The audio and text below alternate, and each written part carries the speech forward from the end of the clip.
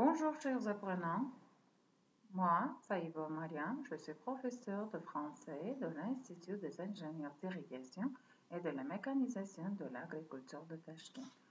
Aujourd'hui, je voudrais vous présenter le thème qui s'appelle le musée du Louvre.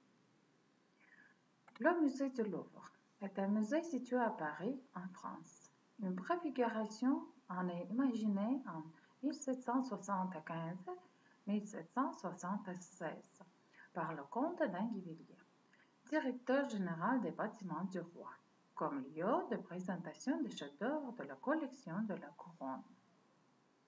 Ce musée n'a été inauguré qu'en 1793 sous l'appellation de Muséum central des arts de la République dans le palais du Louvre, ancienne résidence royale située au centre de Paris. Et il est aujourd'hui le plus grand musée d'art et d'antiquité au monde. Sa surface d'exposition est de 72 735 mètres. Fin 2016, cette collection comprenait 554 731 œuvres, dont 35 000 exposées et 264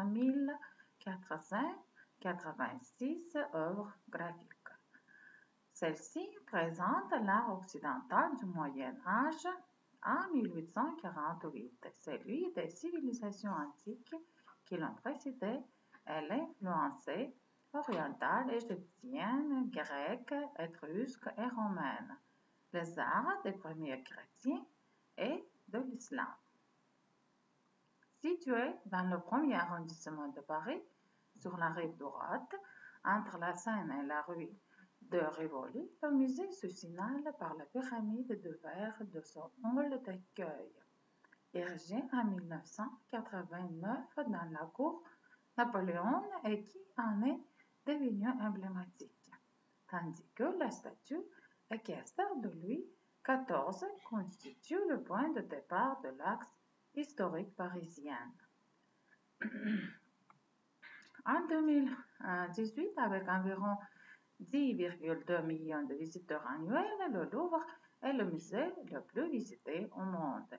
Il est le site culturel payant le plus visité de France. Parmi ses pièces les plus célèbres figurent la Joconde, la Venue de Milo, le Scribe accroupi, la Victoire de Samothrace et le Code de Hammurabi. Le Louvre possède une longue histoire de conservation artistique et historique, depuis l'Ancien Régime jusqu'à nos jours. À la suite du départ de Louis XIV pour le château de Versailles à la fin du XVIIe siècle, on y entrepose une partie des collections royales de tableaux et de sculptures antiques. Après avoir durant un siècle hébergé plusieurs académies, dont celles de peinture et de sculpture, ainsi que divers artistes logés par le roi, l'ancien palais royal est véritablement transformé sous la Révolution en Muséum central des arts de la République. Il ouvre en 1793 en exposant environ 660 œuvres essentiellement issues des collections royales ou confisquées chez des nobles émigrés ou dans des églises. Par la suite, les collections ne cesseront de s'enrichir par des prises de guerre, acquisitions, mécénat, legs, donations et découvertes archéologiques. Le musée compte pour sa gestion 2091 employés, fonctionnaires, contractuels et vacataires, dont 1232 agents de surveillance, un carte pour chacun des 403 salles d'exposition que complètent les effectifs habitués aux 900 caméras du système de télésurveillance. Les adjectifs démonstratifs. Le thème de grammaire. L'adjectif démonstratif accompagne le nom en montrant la personne, l'animal ou la chose dont on parle. L'adjectif démonstratif se place toujours devant le nom.